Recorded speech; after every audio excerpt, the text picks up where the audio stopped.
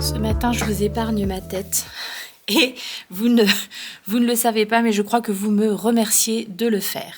Nous sommes le mardi 18 avril et je vous retrouve aujourd'hui pour un nouvel épisode de Spring Vlog et un épisode qui débute, regardez-moi un petit peu, oh toutes ces merveilles. Hier, je vous quittais en vous disant que j'avais repéré un nouveau modèle de chaussettes qui me faisait de l'œil, le modèle des Cray Socks, un modèle de encre violette et maduché. Et il y a un call qui est organisé pour tricoter ces chaussettes et qui débute le 19 avril, c'est-à-dire demain. Alors, je ne pense pas que je vais débuter le 19 avril puisque, même si j'ai bien avancé sur la deuxième chaussette de mes routes 232 de Marie-Christine Lévesque, bon, hein, voilà, j'ai bien avancé, mais quand même, mais qu'est-ce que c'est que ce bazar ? J'ai quand même encore un petit peu de travail dessus. Je ne commencerai les Cray Socks que quand j'aurai fini les diminutions du talon. Voilà, c'est mon... Si vous me voyez commencer avant, vous avez le droit de me tirer les oreilles. Non, il faut être raisonnable un petit peu. Mais je vais donc bien avancer sur mes routes 232. Toi aussi, dis des chiffres au hasard. Et je vais d'ores et déjà bobiner ma laine pour le cal, ça sera fait. Mais avant de bobiner ma laine, il faut choisir quelle laine. Hein. Donc ce matin, eh bien, j'ai fait une de mes activités préférées qui est de venir regarder dans mon stock de laine à chaussettes et de faire des associations ou d'essayer de voir quelle laine pourrait être adaptée à tel ou tel modèle. Je suis arrivée avec 5 combos. Alors, soit des combos qui étaient déjà tout faits, comme ce petit kit à chaussettes qui est là, bah après je vais vous détailler, soit des combos que j'ai mis en... celui-là aussi, ça devait être ensemble. Donc, soit des combos que j'ai mis ensemble grâce encore au petit mini que j'ai encore de mon calendrier de l'Avent du bruit des aiguilles que j'avais eu en 2021. C'était mon cadeau d'anniversaire de la part de mon mari en 2021. Donc, eh bien, quelques années plus tard, je m'en sers encore. Et donc voilà, là, j'ai fait ma petite sélection. Je vous ai mis une photo sur Instagram pour peut-être m'aider à choisir, mais je me demande si j'ai pas quand même déjà fait mon choix. Donc, je vous montre les petits combos que j'ai choisis. Celui-ci, c'est un kit chaussettes de chez Eline Hélène. Alors, c'est marrant, c'est tous des combos 50 grammes et 20 grammes. J'ai aucun écheveau de 100 grammes. Peut-être que naturellement, je les ai un peu mis de côté parce que, voilà, ce serait dommage peut-être d'utiliser un 100 grammes. Mais voilà. Ce petit kit à chaussettes, donc sur sa base tabi, hein, comme d'habitude, c'est flâner dans la douceur du soir pour le coloris principal. Et le petit mini, c'est Sakura. Donc ça, c'est le premier que j'ai sélectionné. Il est très beau, mais j'ai peur que la laine soit peut-être un petit peu trop variée pour bien mettre en valeur les petits motifs un petit peu de vague comme ça du modèle. Le deuxième, on reste chez de la Eline Hélène et c'est carrément que de la Eline pratiquement. On reste chez Eline Hélène, toujours sur sa base tabi pour le coloris, pour le coloris principal. Et ça, c'était le kit Harlequin. J'ai enlevé le mini qui allait normalement avec pour y adjoindre un mini de mon calendrier de l'Avent du bruit des aiguilles. C'est le coloris Eucalyptus. Et je trouve qu'ils vont extrêmement bien ensemble. Alors, celui-là, je l'aime beaucoup. Même interrogation que le premier. Est-ce qu'il n'y a pas un petit peu trop de variation dans les couleurs de laine pour bien mettre en valeur le modèle ? Je ne sais pas. En tout cas, franchement, ça, c'est un ensemble que j'aime vraiment beaucoup. Troisième, écoutez, on reste chez Eline Hélène. Hein. Mais je n'ai pas, alors toujours sur la base tabi bien entendu, mais je n'ai pas d'étiquette. C'est un petit cadeau que m'a fait Eline. Alors attendez voir, je crois que de toute façon il y a quasiment que des cadeaux d'Eline pour me remercier quand je lui tricote une paire de chaussettes ou quand, enfin pour son stand ou quand je l'ai aidé aussi une fois à tenir un stand au festival exceptionnel. Enfin voilà, donc elle ne perd pas une occasion de me gâter et c'est pour ça qu'il y a beaucoup de laine d'Eline dans mon stash. Donc je n'ai pas de coloris pour ce bel écheveau. Je me demande si c'était pas un coloris spécial qu'elle avait fait. Elle a fait une vente dans une mercerie en Alsace cet automne ou cet hiver. Et je me demande si c'était pas un de ces coloris-là.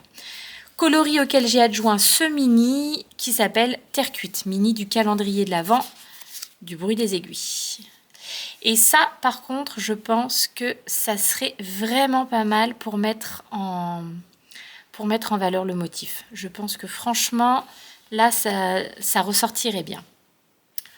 Voilà, donc ça, c'est le troisième choix. Nous repartons sur de la Eline Hélène à flûte. J'ai encore pas non plus d'étiquette. Et ça, par contre, je suis quasiment sûre que c'était un kit chaussettes. Donc, les deux allaient ensemble. Très joli au demeurant, plutôt dans des tons bleus. Et je ne sais pas pourquoi, j'ai pas envie de bleu pour l'instant. Je l'ai sorti parce que je trouvais que ça allait vraiment très bien ensemble. D'ailleurs, je vais les raccrocher ensemble. Eline, si par hasard tu passes par là, n'hésite pas à me redire c'est quoi les noms de ces magnifiques coloris. Hein. Les deux derniers que j'ai montrés, là, je n'ai plus les fiches produits. Ouais, je pense que j'ai pas envie de bleu pour l'instant. Donc, je vais les garder plutôt pour un autre modèle. Et la dernière association que j'ai à ma dispo, c'est un écheveau de Merino Sock de chez Woolbags, peut-être, oui, il y a un S, de chez Woolbags. Le coloris, c'est Snow Leopard. Et je trouve que ce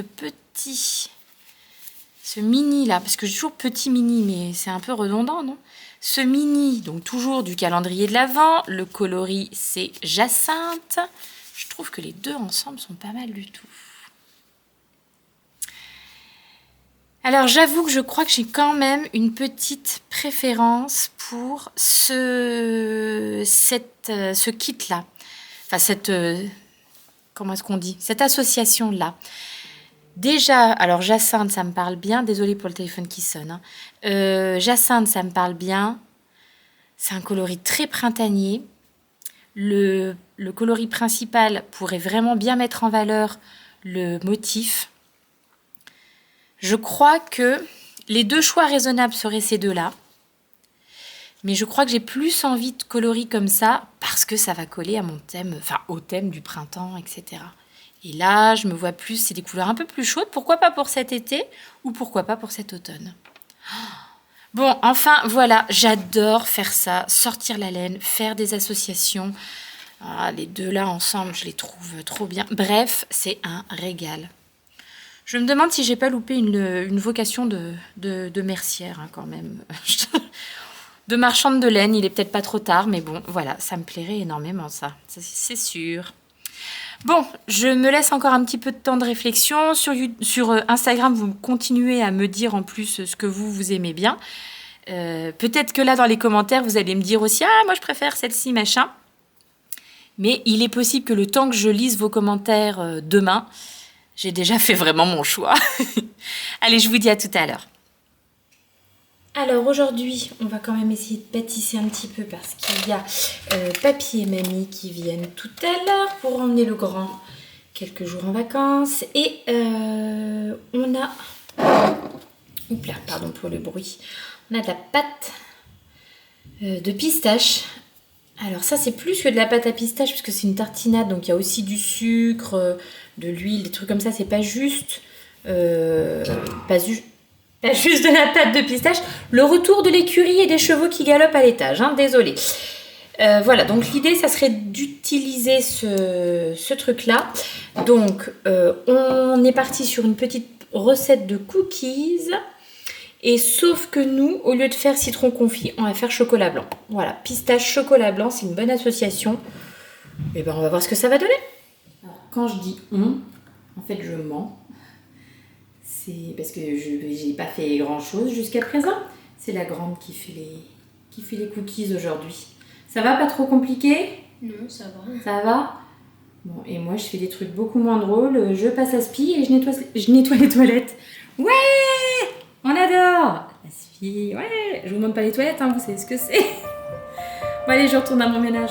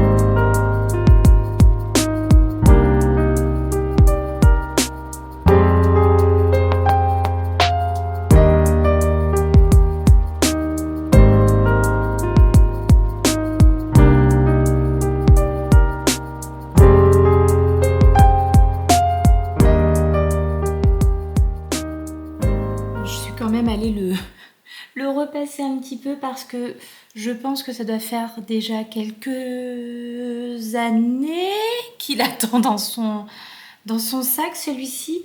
Il est commencé depuis vraiment longtemps et bien souvent je dis que je vais le reprendre et tout ça et au final je ne le fais pas. Et comme j'ai l'impression que pour cette série de Spring Vlog, on est parti sur des choses qu'on finit, et ben écoutez, je crois que c'est pas mal. En plus, je pense que c'est la saison, je sais pas, j'ai eu envie de travailler dessus. Donc, j'ai pas perdu de temps. Il s'agit d'un point de croix, bah, vous l'avez vu, hein, mon voisin Totoro. Il y a du coup le tambour qui ira pour le mettre quand il sera terminé. Je me dis que le tambour va être limite. mince, mais bon, voilà. Pour l'instant, on va le terminer et puis on verra après ce qu'on en fait. Mais alors, c'est une broderie, un point de croix proposé par 4 confettis. Je crois que je vais vous prendre en face caméra, sinon ça va être un petit peu embêtant. Parce qu'au bout d'un moment, juste la broderie pendant 10 minutes de blabla de bibiche, ça va être un petit peu long. Donc oui, il me semble que c'est une broderie de 4 confettis, mais je vais vérifier avant de... généralement, je vous mets dans la barre de description ce dont je parle, donc je vais vérifier avant que ce point de croix existe toujours. Je l'avais acheté sur son compte Etsy. Apparemment, c'est une vendeuse canadienne. À vérifier. Et toujours les enfants qui jouent, les filles qui jouent, ça fait du bruit. Et voilà, il reste pas grand chose à faire, hein. Vous avez vu? Donc là, il faut y aller, quoi. Allez, c'est l'histoire de 3-4 jours de travail, même pas, ça se trouve. Je suis motivée, j'y retourne. Et je vais enfin pouvoir me servir de cette petite chose que je n'avais encore jamais utilisée. C'est un aimant à aiguille. Pas un aimant à ce que vous voulez, mais un aimant à aiguille à mettre sur son travail. Et c'est Gaëlle de Bleu de Toile qui me l'avait fait parvenir à l'époque du concours pour les 3000 abonnés sur ma chaîne. Donc ça commence à remonter, je crois bien. Hein. C'est très joli. Les petites cartes sur lesquelles c'est présenté. Ça, c'est le site Bleu de Toile. Et en plus, j'ai vu qu'elle avait sorti dernièrement des collections Peter Rabbit, magnifique. Et qu'est-ce que j'ai vu aussi? Les Alice. Oh, Peter Rabbit, c'est trop trop joli. Quand on est fanat de... Ah, j'ai mis les mots à l'envers. Quand on est fanat de campagne anglaise, etc. Voilà, j'ai mis mon petit aimant ici. Et puis donc je vais broder et quand j'aurai besoin, je pourrai mettre hop là, mon aiguille accrochée après. Il y a des bijoux de tricoteuse, il y a des bijoux de brodeuse. Alors je fais quand même très peu de broderie, mais là j'avoue que celle-ci j'ai vraiment envie de la terminer, donc au travail.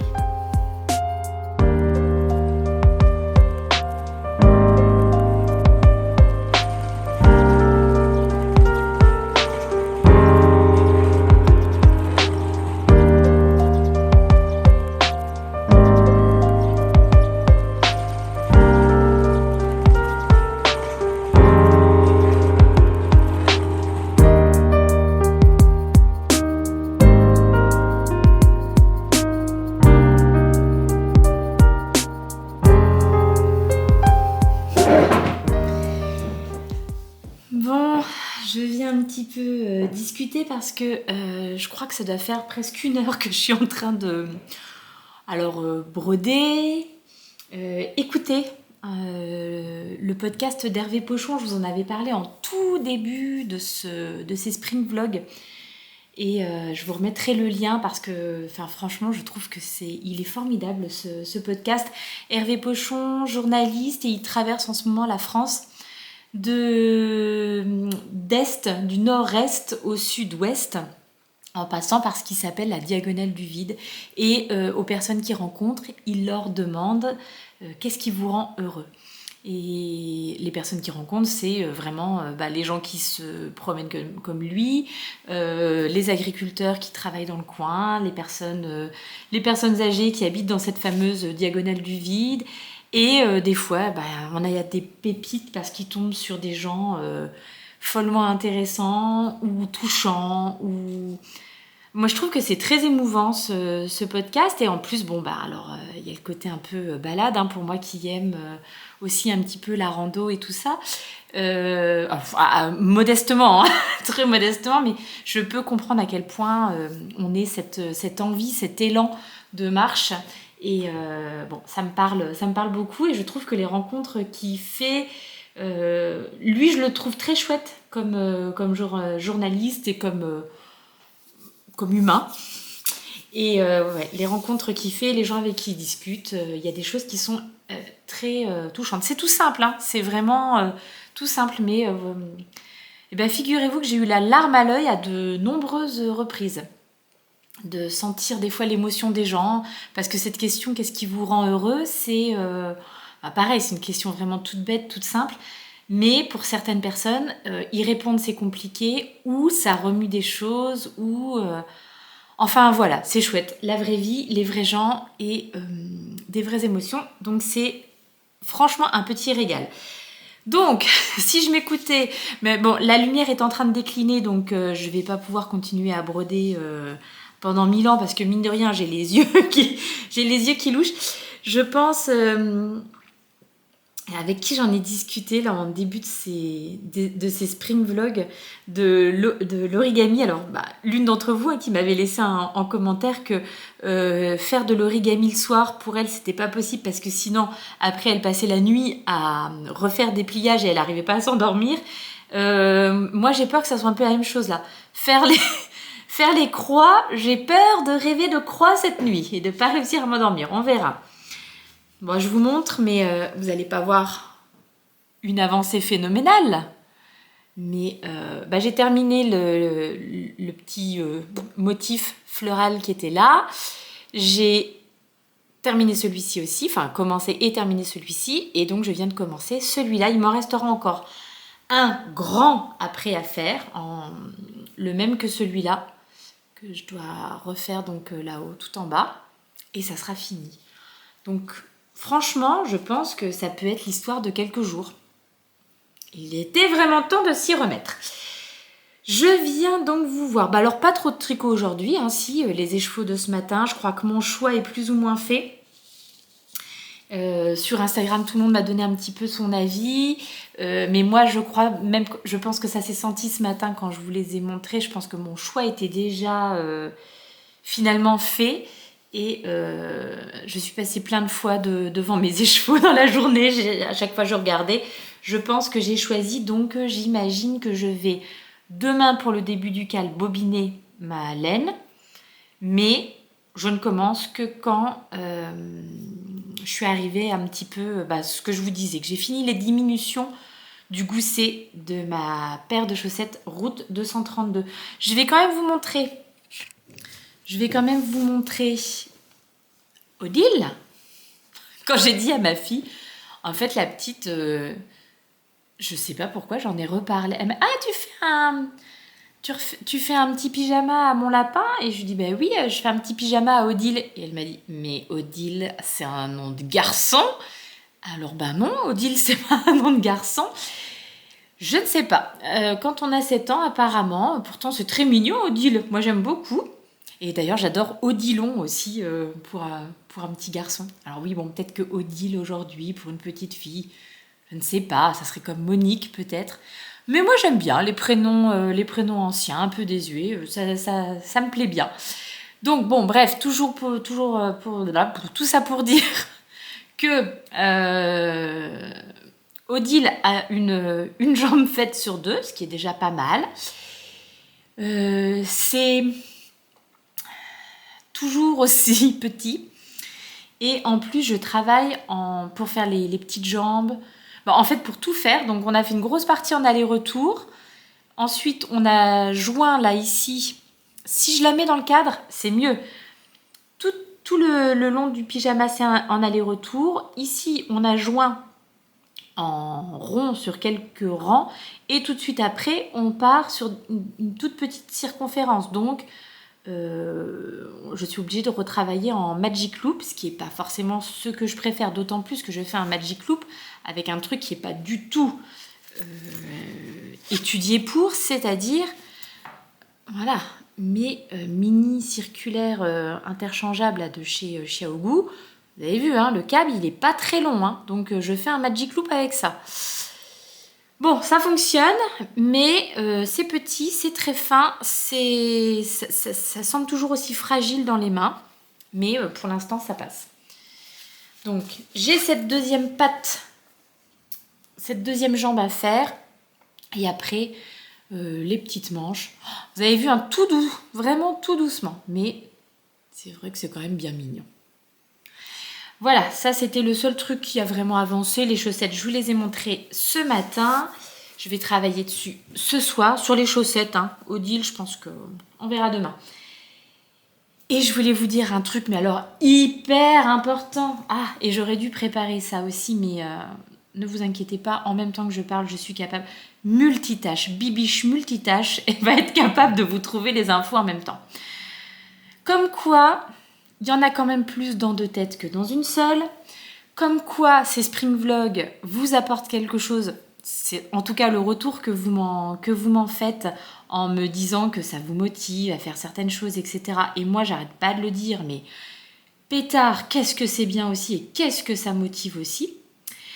Et la chose que ça m'apporte à moi, donc en plus de cette motivation, c'est tout un tas de connaissances. J'apprends plein de choses et je trouve ça génial. Quand même, j'aurais dû préparer car je pense que vous allez préférer que je vous regarde plutôt que je regarde mon écran. Je coupe, je trouve, je reviens. J'aurais pu chercher longtemps. Donc, je publie mon Spring Vlog ce matin. Le Spring Vlog d'hier, je le publie ce matin. Et dans ce Spring Vlog, je vous explique que nous sommes envahis de larves, de gros vers blancs, que j'ai trouvé dans un des bacs potagers qu'on a, et qu'en ayant fait une recherche internet, j'avais trouvé comme information les vers blancs, larves de hanneton, avec photo à l'appui. Hein. Larves de hanneton, attention, ça mange les racines, ça mange les cultures, bref, à éradiquer, en tout cas à être vigilant. Bref. Je m'étais donc mis à la recherche d'une solution naturelle pour pouvoir nous en débarrasser. Et je vous parle de ça hier. Alors, Scoop, on avait trouvé, mais pas en magasin. Il fallait donc commander. On ne l'a pas fait. Eh bien nous en a pris, puisque ce matin, vous avez été plusieurs à me laisser des messages en disant « Attention, parce que tes gros vers blancs, ça pourrait être aussi des larves de cétoine dorée. » Ce petit insecte un peu vert avec des ailes effectivement complètement irisées. Mais pourquoi tu veux faire le point bizarrement, toi? Des ailes irisées, enfin des beaux insectes qu'on a beaucoup dans notre jardin.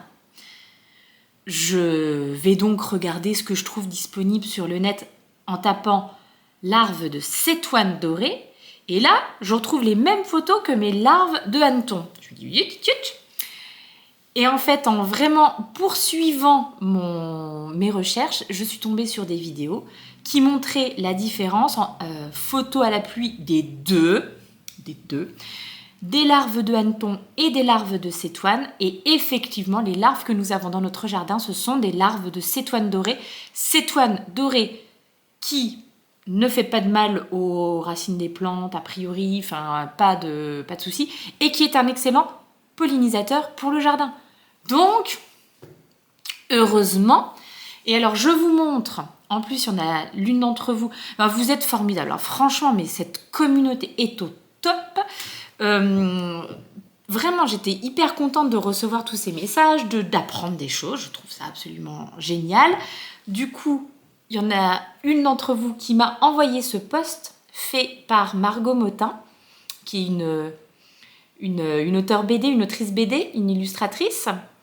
Et on voit bien là la petite larve de hanneton et là la petite larve de cétoine. Et nous, c'est bien des comme ça qu'on a dans notre bac potager par dizaines de milliers.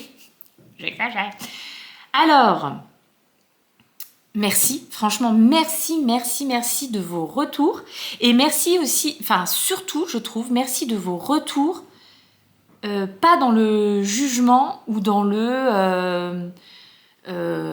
alors en fait, je vous dis ça parce que sous certaines des vidéos que j'ai vues ou des articles que j'ai lus justement sur la différence entre les deux types de larves, j'ai notamment vu quelques commentaires en même temps.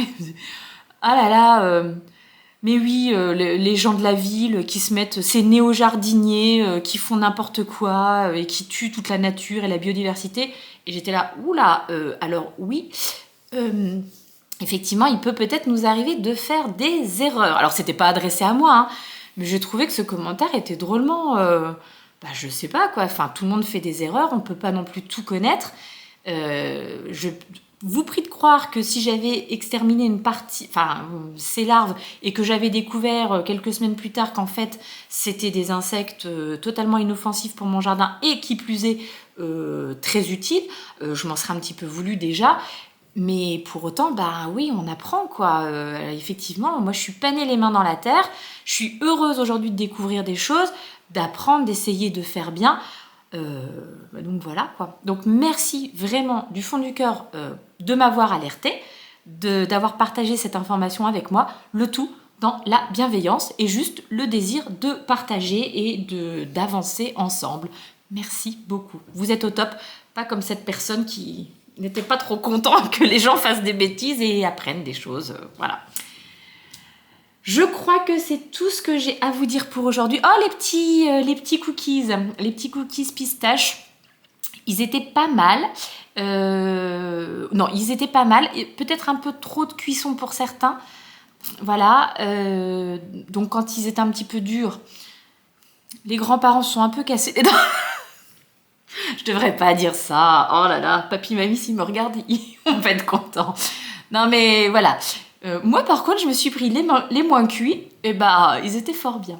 Mais voilà, c'est très bien. Par contre, le petit truc là, je vais vous en reparler, hein, la petite pâte de pistache là, parce que alors ça, je pense que je vais être capable de dégommer le pot à la petite cuillère tellement c'est bon. Alors, il faut aimer la pistache, hein, bien entendu.